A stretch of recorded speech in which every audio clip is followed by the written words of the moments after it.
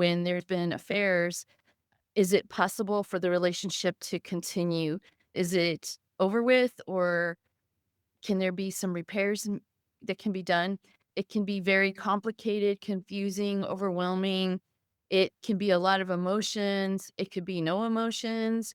And when you have so much going on, it really helps if someone could step in and at least just give you what are some of those little choices that could be made, and what would be the benefits or the negatives in some of those choices. Everybody's story is different, and if I can say anything about using the word story, it's exactly that. You never know what is makes up the way this situation occurred, the way that life changed for you if you're the partner, realizing or finding information, and the way that life changed when the secrets that you were keeping from your partner are no longer a secret and they're coming out, and you have no idea how to stem the tide that's coming in because it's like a tidal wave. And now that it's rolling, you have to decide, do I want to do something to save this relationship? Do I want to stop the behaviors? Do I want to go ahead and cut this relationship and move on?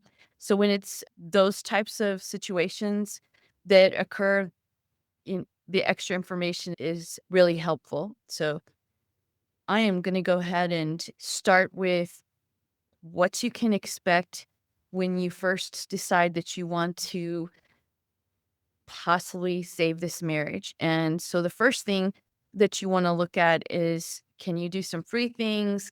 Do you need to go and find a professional? Do you need to, go to couples counseling? There's so many different things that usually take place in order to get the relationship back on track. Some of the top people out there like to point out that sometimes this type of situation is a catalyst for making change and looking at ways to improve the relationship, while at the same time trying to rebuild the trust that's been broken. There's others that will say this is probably something that's not gonna work and that you're not gonna be able to fix any of these issues. You're gonna hear people say they're just not gonna change. And I just wanna let you know that your story is different from everybody else's, and not to let yourself be pulled into the comparisons or having everybody's advice being put at your feet as if they're the pros of your own life. So they're not. You are. You have a lot of the information, especially the new up and coming information. So the first outlet or the first possible way to start is counseling or coaching. How do you find someone that can talk to us about this specific issue and help us? You could go to a licensed marriage and family therapist. They are trained in the relationship dynamics and how to help with communication, problem solving, the dynamics of making the relationship the best relationship that you can make. There are people out there like CSAT, certified sex addiction therapist, and they specialize in dealing with the underlying behaviors that come from acting out or the behaviors that come from what you do in order to keep your secrets. So a lot of people get hurt by this behavior. And so then you have to try to figure out, how do you go back and make repairs? So CSAT is another one. Another area to reach out to are AppSats. Those are for people that are partners of sex addicts. And so it's APSAT. You can go online and look for people that have that as a coaching designation. Those are usually coaches or therapists that have also been trained with the specific purpose of helping the partners of people with sex addiction. There's other people out there that have specialized training. There's the group that's responsible for Help Her Heal, Help Them Heal, and Transformation Journey. Those are all books that were written by several different authors, including Carol Jurgensen Sheets, sorry, and other people. And what those trainings have done for me when I go to them is help me understand the dynamics, help me understand where are people in their healing process. Because if you're at the very beginning where the crisis started and everybody's upset and everybody's emotional and nobody knows the way forward, or maybe people are frozen and nobody's talking and it's very silent and we don't want to talk about this. There's that piece. Then there's the stabilization piece. It's like, what all do you have to do to put into this relationship to make healing start, as if the relationship's coming back together, or to make healing start for the individual so that when they part, they're going to be healthier and they're going to actually still maintain some type of connection that will help them if they're still co-parenting kids. So, and then the third area is the actual part where there's reconnection. There's the healing of the relationship. After saying those 3 parts, I wanna move over into other areas that you can turn to. There's also seeking group opportunities. So there's different kinds. There's support groups. So maybe you go to Sex Addiction Anonymous or Sex and Love Addiction Anonymous. Maybe you go to Sex and Porn Addiction Anonymous, Porn Addiction Anonymous. There's so many different types of meetings out there. A lot of them are run off a 12-step program similar to Alcoholics Anonymous. And with that 12 steps, then you're learning all the pieces that go into making a change in behavior so that you can make a change in your life and have a better quality of life. Which, when you stop some of these behaviors and you're no longer having various crises because of the behavior, it's very helpful to already have better ways to think about situations. Because let's face it, when you're a person that's been acting out, there's a variety of reasons. It's not just, oh, I wanted to have sex with that particular person. There's other issues that might be going on as well. And when you're working with groups or therapists, it might be discussions about attachment and how do you view relationships, discussions about maybe your past and how you learned your own value and worth and how you treat others and their value and worth. Maybe what you saw amongst the adults in your life and how they decided that they were going to carry on with their relationships. So we were talking about different types of groups and the 12-step programs and learning to be able to take information. The other part of that, when you go to groups, is you have connection. When you've been working in the field of addiction, you get to see a lot of people come in with just shame and guilt for what they've done, or feelings of humiliation, feelings of frustration, or wanting to put a wall up and say, I don't want to talk about these kinds of issues. Those kinds of things are always something that is the camaraderie and the connection with others. So not only are those groups for the person with the behavior issues, there are groups for the partners. So there's S-Anon meetings similar to Al-Anon. There's other kinds of 12-step meetings for women. The end result is not only do you get that camaraderie as well and a safe space to talk about your frustrations or maybe the positive outcomes that have happened, maybe hear what other people's experiences are. In addition to that, you might get a sponsor, and that'll be the same if the person that's in SA or SAA gets involved in things. Other types of groups that are out there are paid groups and there are free groups from different therapists. If you just go online, some therapists have information webinars where they like to educate and offer information. So that's always an option. Some other places to seek information in a group type setting is some therapists actually have programs that are dedicated to helping using a group format for a person that is working on their steps and they're the person with the behavior problem.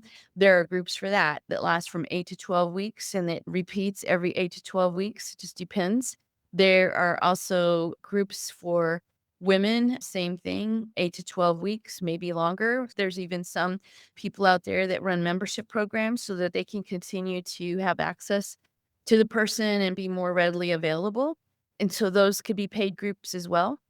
Now, so you have the attending groups, you have marriage and couple relationship therapies.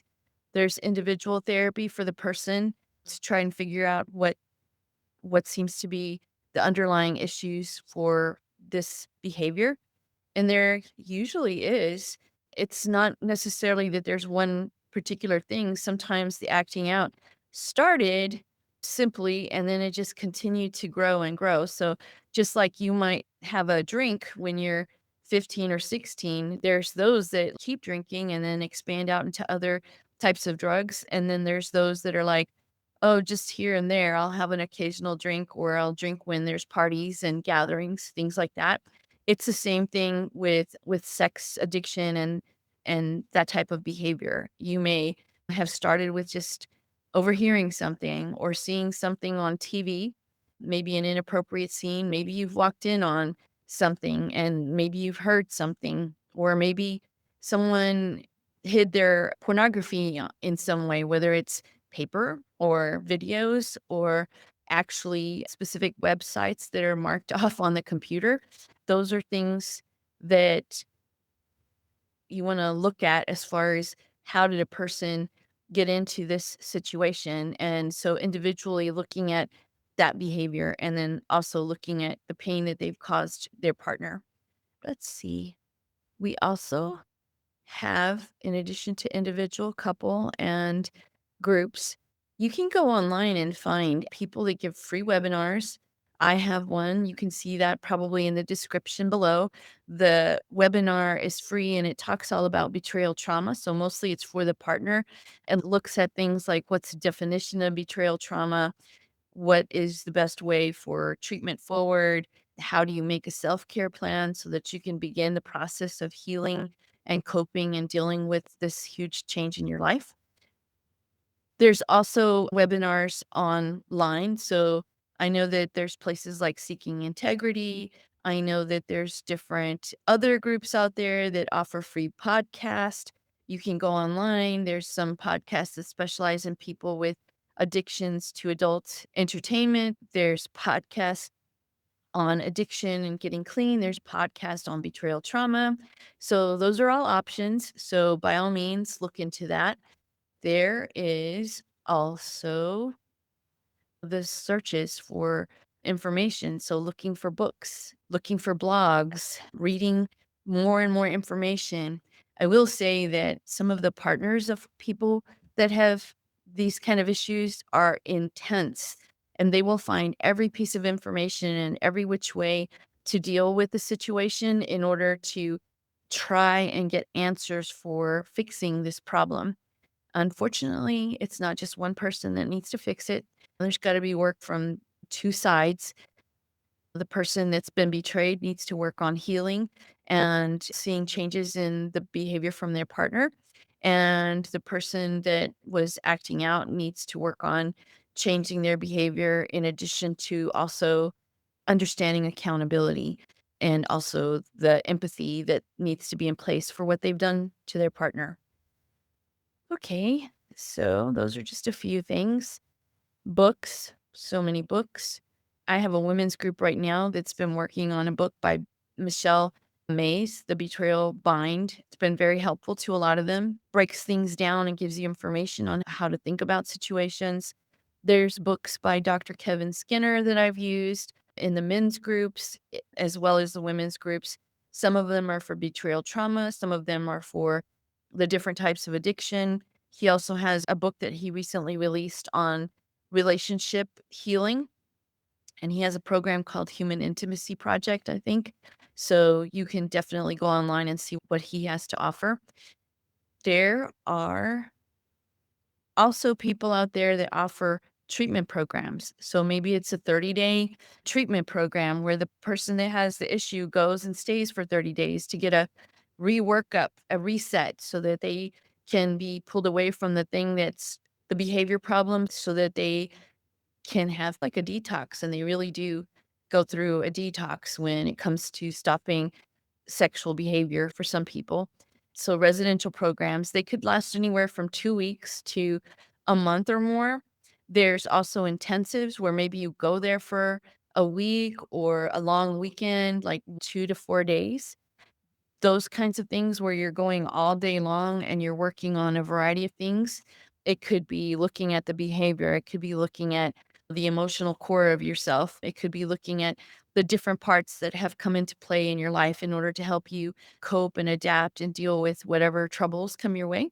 So There's just a variety of things to look for, which is why it's good to go find a professional that already knows these things so they can give you the guidance and offer explanations. I think for now, those are the things that are most important for moving forward with treatment. The other important piece is that after the situation seems to be calmer and your partner or the person that acted out is in a better place and no longer acting out, that they have a good relapse prevention plan. And by that, it's like awareness of what were your triggers, what seems to send you in the direction of acting out. How did you get that brain pathway that said act out? And now you have a new brain pathway, hopefully, that says we have other things that are more important to us. And what do you do when stress happens and starts pushing you in the direction of the same old behavior? As long as you recognize that's a potential, the chances of you being able to withstand having any kind of relapse is better. I think the other thing that's important is that when you've reached the other side, when there's reconnection with your partner, ultimately there's this sense of trust that comes back into place, that there's connection and that vulnerability is safe again. I appreciate your listening and look forward to seeing you in the next life. Thank you.